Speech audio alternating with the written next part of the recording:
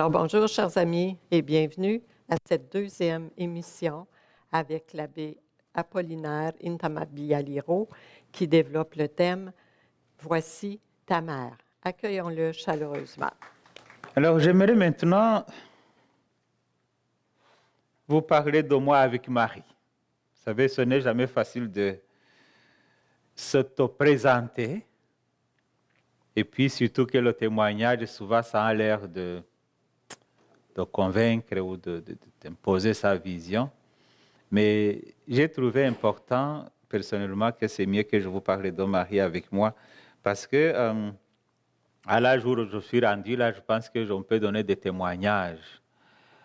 Alors, comment est-ce que j'ai connu Marie? Peut-être que je vais essayer de répondre à la question « Qu'est-ce que tu vis avec Marie ?» Alors, né dans une famille chrétienne, une famille, maman faisait partie de la Légion de Marie. Donc, c'est-à-dire que c'est comme de norme que dans une famille où quelqu'un membre de la Légion de Marie, on dise le chapelet tous les jours. C'est comme normal.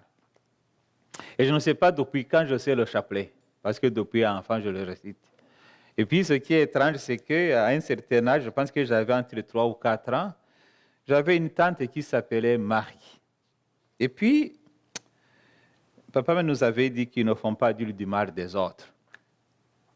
Et chaque soir, on disait « Je vous salue Marie, Marie, Marie ». Pour moi, c'était comme dire du mal de ma tante Marie.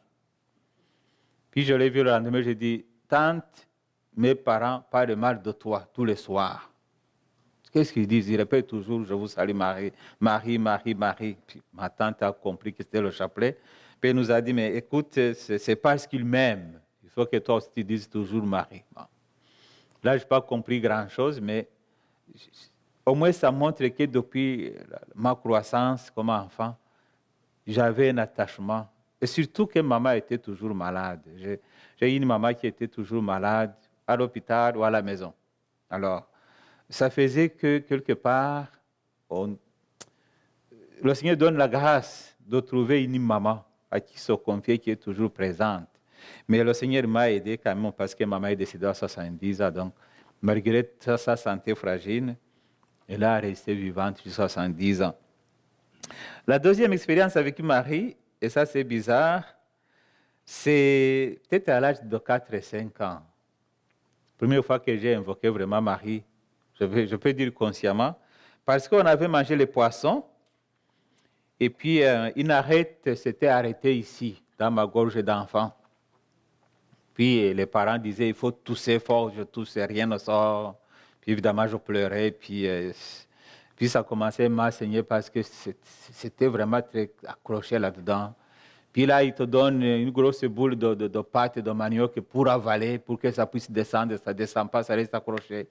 Puis les parents s'inquiétaient, ils se disaient, mais là, on va faire comme 3 kilomètres pour arriver à un centre de santé. C'était ça. Et puis c'était à pied, on n'était pas en voiture. Alors là, ils commencent à se demander comment est-ce qu'on peut aller la nuit au centre de santé. Et là, je me rappelle bien, j'ai prononcé une phrase qui a étonné ma mère. J'ai dit, « Sainte Marie, Mère de Dieu, au secours de moi, aide-moi. » Puis j'ai toussé, l'arrêt est sorti. Puis, alors là, justement, maman se disait, mais comment est-ce que cet enfant a appris à invoquer Marie? Mais c'est pas elle, parce que justement, Marie était le nom le plus courant dans notre famille. Je ne suis pas allé à l'hôpital et puis tout s'est passé bien. La troisième fois, c'était pratiquement, j'étais en 5e année de l'école qu'on dit chez nous primaire ou élémentaire ici. Et là, maman avait fait une fausse couche. Puis elle avait perdu beaucoup de sang. Puis nous, comme enfants, vous savez souvent quand les enfants ils ont les parents là-bas, ils ne comprennent pas grand-chose, surtout les affaires d'accouchement. Puis nous, on dormait encore avec mon grand frère, on dormait sur le même lit. Puis on se couvrait d'une couverture, on n'avait pas de drap à ce moment-là. Alors là, je me rappelle, papa venait nous dire, écoutez, réveillez-vous parce que votre maman va mourir. Puis on se dit, oui, réveillez-vous, mais il était comme... Puis on se lève, mais moi, je ne me lève pas. Je reste couché, puis c'est bizarre, je me tourne vers le coin du lit, et puis je dis, Maman Marie, je te demande une chose. Parce que là, on avait un petit frère qui avait comme 3 ans, qui était trop jeune, 2-3 ans, qui était encore. Puis je lui ai dit une prière qu'après j'ai regretté, mais j'ai changé l'invocation. J'ai dit, écoute, Maman Marie, notre petit frère Vincent, il a 2-3 ans. Je te demande une chose. Fais que maman vive. Et lorsque le petit frère va avoir mon âge, tu peux partir avec maman. Un enfant de 11 ans. Évidemment, on a mis maman à l'hôpital et puis après, maman n'est pas décédée. Mais je commençais à me dire, mais quand Vincent aura 11 ans, c'est-à-dire que maman va partir avec Marie. alors, je commençais à me dire, mais... Parce que c'était comme une promesse, quoi. J'ai dit, si elle vive vraiment, moi, je vais te rendre grâce, je vais te remercier, mais quand Vincent aura 11 ans, au moins tu peux la prendre. Bon. Alors, je grandis, puis je ne disais à personne ce que je vivais, sauf que j'en ai partagé avec mon grand frère. J'ai dit, écoute, maintenant que j'ai 10 ans, maman peut mourir l'année prochaine. Je dis, mais comment? Je dis, parce que j'ai fait cette promesse à Marie. Le grand frère a dit, non, Marie ne prend pas tout ça au sérieux. C'est une prière d'enfant, tu priais pour ta mère et puis c'est tout. Alors moi, je commençais à faire une prière d'une autre. Je disais, Maman Marie, j'étais à ce moment-là enfant de 11 ans, mais tu vois, je suis toujours enfant, j'ai toujours besoin de ma mère. Est-ce que je peux continuer à vivre? Alors je faisais ça comme ma prière. Je demandais que maman revive encore beaucoup plus. Et Marie a répondu à cette prière-là, parce que maman n'est pas décédée. Puis Marie, justement, elle aussi, elle a toujours protégé. Alors ça, c'était peut-être enfantin, mais ça trahit une grande confiance que j'avais dans cette maman toujours présente dans ma vie. L'autre aspect, en 1981, la Vierge Marie est apparue au Rwanda, à Kibeho. À ce moment-là, j'étais un petit adolescent. Et puis, je voyais que tout le monde y allait. Tout le monde y allait, c'était parfois loin, mais les gens faisaient beaucoup de sacrifices. Ils partaient à pied volontairement, et faisaient beaucoup de jeûnes, beaucoup de prières. Mais ça créait comme un renouveau du point de vue de la foi à Marie pour la plupart des gens qui habitent aussi bien au Rwanda que dans les pays voisins, le Congo, le Burundi, l'Ouganda, la Tanzanie. Beaucoup de personnes venaient pour suivre les apparitions. Alors à ce moment-là, il y a eu comme un regain de vocation aussi dans toutes les familles. Et puis vous savez que c'est à Kibeho justement que la Vierge Marie va entre autres demander aux enfants de réciter le chapelet de cette douleur. Alors ça a entré dans des familles. Tous les mardis, les vendredis, on citait le chapelet de cette douleur. Mais on se confiait beaucoup plus à la Vierge Marie. Et moi, comme enfant, comme jeune adolescent, c'est à ce moment-là que je peux dire que j'ai commencé à sentir l'appel au sacerdoce. Parce que là, je comprenais beaucoup plus que Marie est venue nous rendre visite, qu'elle a besoin que la mission de son enfant soit diffusée partout dans le monde, la mission de Jésus, et qu'il a besoin, Marie a besoin des missionnaires, des évangélisateurs. Et là, je comprenais que j'étais comme appelé au sacerdoce. Et c'est là que je peux dire que Marie était à la base de ma vocation sacerdotale, parce que c'était au moment où le renouveau charismatique aussi faisait ses pas. Et puis, tu fais partie d'un groupe charismatique, tu fais partie d'un groupe marial, et puis ça va ensemble et tu comprends beaucoup mieux l'appel à la sainteté, mais aussi l'appel à la mission. Et là, justement, je pense que c'est à ce moment-là que j'ai choisi d'entrer au grand séminaire pour devenir prêtre. Et j'avais pris comme mot d'ordre, malheur à moi si je n'annonce pas l'évangile. C'était trop téméraire pour moi. Mais à la fin, j'ai compris que Marie m'accompagnait dans cette mission. Parce que au grand séminaire même, dans cette mission, vous connaissez sûrement Don Gobi, Don Stéphane Gobi, ou le père Stéphane Gobi. celui qui a fondé le mouvement sacerdotal Marianne. Alors, il est venu au Rwanda pour visiter les cénacles qui avaient commencé à ce moment-là. Il est passé au grand séminaire. Là, on était comme 180 jeunes qui faisaient la philosophie et puis la théologie. Alors là, il vient au grand séminaire et puis il nous parle du mouvement sacerdotal Marianne, combien c'est important que nous, qui nous préparions à devenir prêtres, nous fassions partie de ce mouvement sacerdotal Marianne. Mais comme vous le savez, là où les jeunes sont, ils se taquinent, mais parfois ils s'humilient aussi. Bon. Personne ne voulait commencer après la rencontre parce que donc Gobi nous a fait vivre ensemble le cénacle. Alors, vous savez comment le cénacle se passe, avec le chapelet, avec l'acte d'offrande à la Vierge Marie, tout ça. Puis il nous a fait vivre cela au grand séminaire, mais personne n'osait commencer. Mais une fois la nuit, je sentais comme si Marie me disait d'inviter les séminaristes qui veulent à entrer dans le mouvement. Et là, j'étais en 3e année de théologie.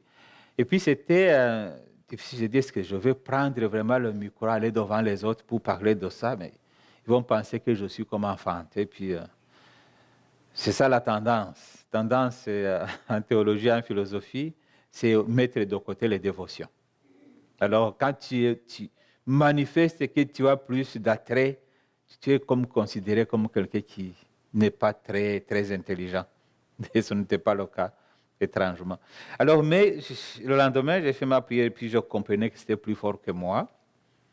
Alors, je prends le micro et puis j'invite les séminaristes qui le veulent à entrer dans le mouvement Marianne sacerdotal et puis qu'on allait commencer à se retrouver à 10 heures à un coin. Donc, entre les cours, on avait 30 minutes de pause. Puis là, étrangement, moi qui croyais que je vais être hué ou... Quand je me suis rendu à l'endroit indiqué, il y avait une 50aine de séminaristes qui sont venus. J'ai dit, c'était un miracle parce que, au fond, Marie voulait que son mouvement commence, mais personne n'osait se présenter. Et là, le mouvement a commencé, puis ça continue aujourd'hui, parce que c'est comme par tradition. Quand le séminariste part, il y en a d'autres qui entrent dedans. Alors, c'est pour dire que ce mouvement qui a commencé avec Don Gobi et qui est affaibli malheureusement aujourd'hui, mais ça a aidé beaucoup, beaucoup de dévotion, beaucoup de vocations. Vous savez que dans ce mouvement, il y a des cardinaux, il y a des évêques, il y a les prêtres, il y a beaucoup, beaucoup de laïcs qui font partie du mouvement sacerdotal Marianne et qui continuent en fait à œuvrer pour la conversion du monde et surtout à prier pour les prêtres, pour que nous ayons beaucoup de prêtres, mais des saints prêtres aujourd'hui. Alors, la Vierge Marie m'a accompagné dans mon sacerdoce aussi. En fait, il y a ce qu'on appelle la messe de prémisse. C'est la première messe que le prêtre fait après son ordination. Je l'ai dédiée à l'Immaculée Conception, parce que je trouvais que c'était important que dans ma vie, moi qui suis pécheur, j'ai une personne immaculée, donc sans tache, qui intercède pour moi. Alors, je me rappelle la lecture que j'ai choisie ce jour-là, ça parlait justement de cet appel de Dieu. Il nous appelle à la sainteté, mais nous découvrons que nos faiblesses sont là. Et il y a une personne au moins qui a été épargnée de tout cela, qui est la Vierge Marie, justement. Alors, la voir comme mère et puis patronne de mon sacerdoce, ça m'a beaucoup accompagné comme prêtre.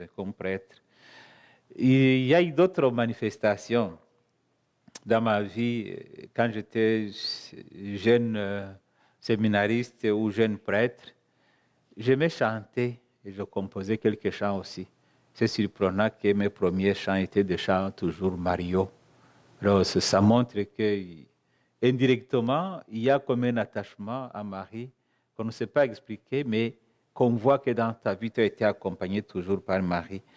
Mon premier livre que j'ai écrit dans ma langue maternelle, c'était à la Vierge Marie.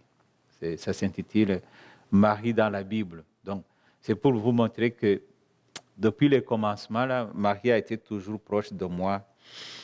Et puis alors, je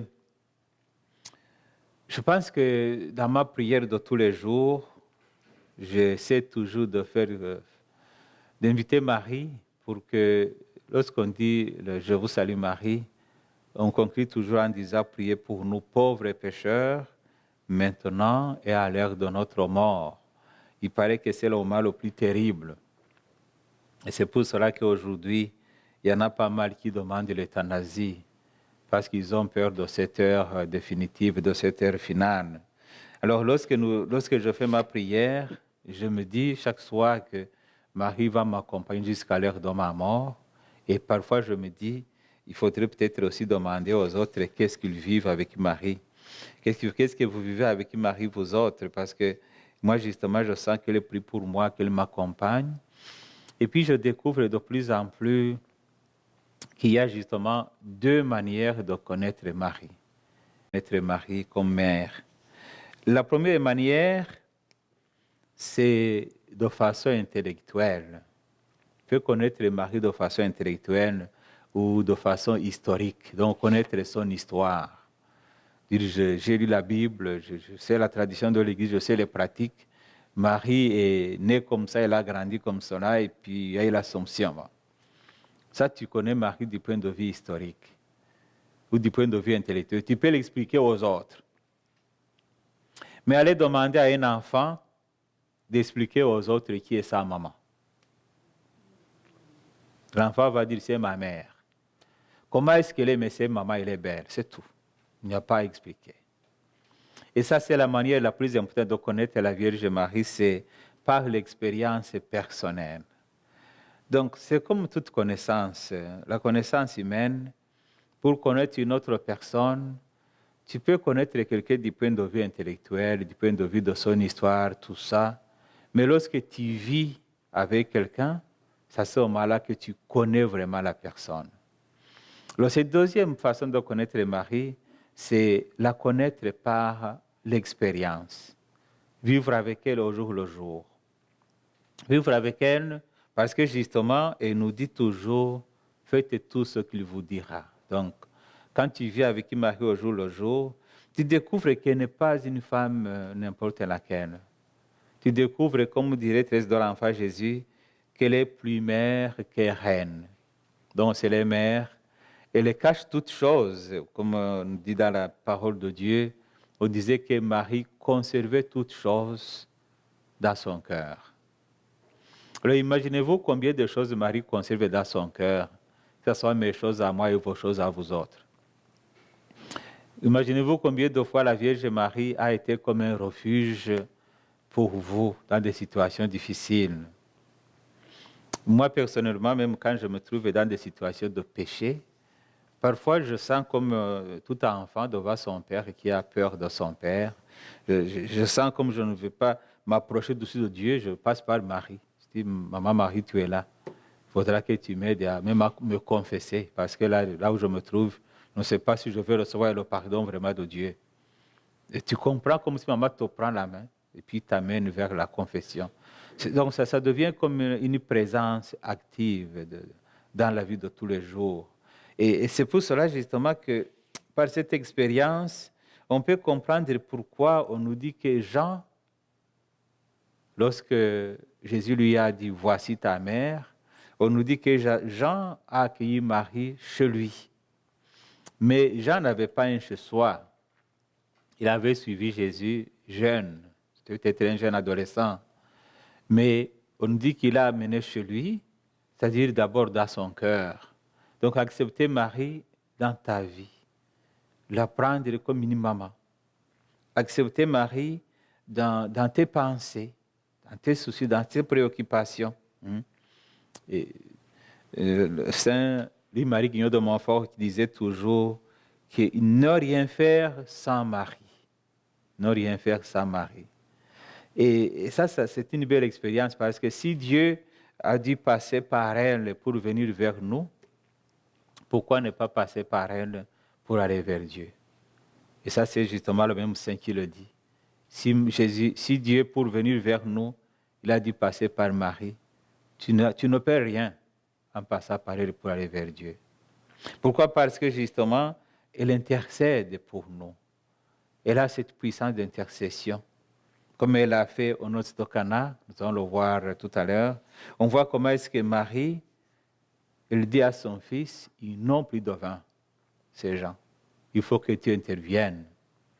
Et son fils a dû intervenir parce que justement Marie avait intercédé. Et ce n'est pas pour rien que Marie continue à nous rendre visite à travers les apparitions, à travers les intuitions spirituelles intérieures, à travers l'élocution. Marie continue sa mission, comme il l'a fait justement lorsqu'elle est allée visiter sa cousine Élisabeth. Aujourd'hui, elle continue à venir vers nous. Et n'apporte pas un autre enseignement, non. Mais elle nous rappelle justement ce que son fils nous a dit. Faites tout ce qu'il vous dira. Faites tout ce qu'il vous dira. Alors, je disais justement que dans ma prière, moi, je pense toujours au ciel. Je pense que dans notre vie d'aujourd'hui, il y en a beaucoup qui, dans leur vie, semblent ne pas penser que nous sommes de passage. Donc, on est comme distrait. Pour vivre avec Marie, il faut être dans la simplicité. Donc, la simplicité, c'est une invitation que Marie nous lance. Si tu veux vivre avec elle, comme elle, il faut cette grande simplicité. Et là, tu vas te rendre compte que tous tes projets, tes ambitions sont toujours dirigés par une main, comme dirait le pape Saint Jean-Paul II, invisible mais puissante. Alors, lorsque tu acceptes Marie, non pas par histoire ou par intelligence, mais par expérience personnelle, qu'est-ce qui change en toi? Dis-moi, qu'est-ce qui a changé à moi? Ce qui a changé à moi, c'est d'abord la confiance. La confiance. Je viens de vous dire que maman était toujours malade. Puis je sentais qu'il y avait une autre maman plus puissante, toujours en santé. Et je sentais qu'elle est toujours là. Et je sens toujours qu'elle est toujours là. Donc j'ai comme une grande confiance à une maman qui ne passe pas avec le temps. Et nous savons tous l'importance d'une mère. Justement, et je me rappelle quand maman était toujours vivante, j'appelais dans ma famille presque chaque semaine. Je pense quand j'étais aux études à Rome, puis j'appelais pour chaque semaine pour savoir comment va maman. C'est étrange, nous les garçons, on ne demande jamais comment va papa. Bon. C'est toujours comment va maman. Bon. Puis parfois, on lui passait au téléphone, puis je lui parlais tout ça. Mais après sa mort, et puis là, on se sentait toujours comme unis, parce qu'on se trouvait toujours dans la famille, et puis maman préparait le repas, on mangeait, on était comme une... Mais après sa mort, on ne s'est pas chicané, mais il n'y a pas cette unité que je sentais avant. C'est comme si mes frères font leur vie, ma soeur fait sa vie, et puis de temps en temps on se parle, mais il n'y a plus cette unité. Et je pense que l'horreur d'une maman, c'est justement de rassembler la famille. De rassembler la famille. Marie est là pour nous rassembler comme ses enfants. Et souvent, je me dis, malheur aux personnes qui se rendent orphelines. Donc, ceux qui n'acceptent pas Marie comme leur maman, c'est comme si tu préfères autre orphelin, alors que tu as une maman que Jésus t'a donnée, que Dieu t'a donnée. Tu as une maman qui est capable de triompher de toutes choses parce qu'elle a été conçue sans péché. Donc, ça, c'est la première chose que j'ai découverte, c'est la confiance. Sentir toujours qu'il y a une puissance qui est toujours avec moi, une puissance maternelle qui est toujours avec moi et qui ne m'abandonne jamais, peu importe les situations. La deuxième chose, c'est comme on devient comme un enfant. On vit toujours en attendant des surprises. Vous savez, les enfants attendent toujours des surprises, des cadeaux, de ceci, de cela. Alors, c'est comme un peu naturel là que à la fête de Marie, je m'attends à une surprise, à quelque chose. Puis souvent, ça arrive. Souvent, quand je prie pour une personne, je dis, Maman Marie, je te confie cette intention de cette personne. Et souvent, quand je dis, c'est ta fête aujourd'hui, donne-moi un cadeau. Et puis Marie donne des cadeaux. Vivre une vie comme cela, donc savoir mettre Marie à la première place, ce n'est pas qu'elle devienne une divinité, au contraire, parce qu'il y en a qui pensent que les catholiques exagèrent en donnant plus de place à la Vierge Marie. C'est l'inverse. Dieu lui a donné tellement de place qu'on ne pourra jamais jamais comprendre comment une personne humaine peut devenir la mère de Dieu. Donc sa place est tellement sublime là que tout ce que nous faisons, aussi bien dans la prière que dans nos dévotions, c'est rien par rapport à ce que Dieu a fait en elle. Et c'est pour cela justement que je me dis, du point de vue du témoignage, qu'on pourrait se questionner, quelle est la place d'un mari dans ma vie? Qu'est-ce que je comprends? Est-ce que j'ai le temps d'être comme les disciples? Donc, écoutez le Saint-Esprit qui m'enseigne. Parce que si j'y vais avec mon raisonnement, je n'arriverai jamais à découvrir qui est Marie. Mais si j'y vais avec le Saint-Esprit, alors là, l'Esprit de Dieu explique à moi ce que je ne peux pas comprendre. Alors, moi, je vous ai présenté mon expérience personnelle avec Marie et j'aurais aimé que chacun de vous donne son expérience personnelle avec Marie pour que nous puissions vivre ensemble cette expérience. Mais c'est intéressant aussi de se dire, depuis que je suis né jusqu'à aujourd'hui, qu'est-ce que Marie a fait dans ma vie? Comment est-ce que Marie m'a accompagné personnellement dans ma vie? Et là, si on peut donner un témoignage, ça peut aider aussi beaucoup de personnes. Que le Seigneur vous bénisse. Mon frère, il est pécheur comme moi. Et je l'accueille et je l'aime, comme Jésus l'aime. Et c'est à ça que le Seigneur nous demande de faire. C'est ça que le Seigneur nous demande de faire. Ce brasier de la charité-là vient guérir notre cœur. Il guérit le cœur de chaque chrétien si notre cœur reste ouvert au pardon. Si on reçoit le pardon et la miséricorde du Seigneur, qui sommes-nous? Qui sommes-nous pour fermer notre cœur à la miséricorde aux autres? Qui sommes-nous? Les hommes sont désemparés, alors elle s'engage au combat. Là, on peut comprendre à travers elle et comment est-ce que Marie nous aide dans notre combat contre le mal, dans notre combat contre le péché, dans notre combat contre le diable. Donc, Marie, c'est cette femme qui se met au combat à nos côtés. Donc, elle est symbolisée dans l'Ancien Testament par Déborah, une femme qui s'entraîne à combattre, qui combat pour sauver son peuple.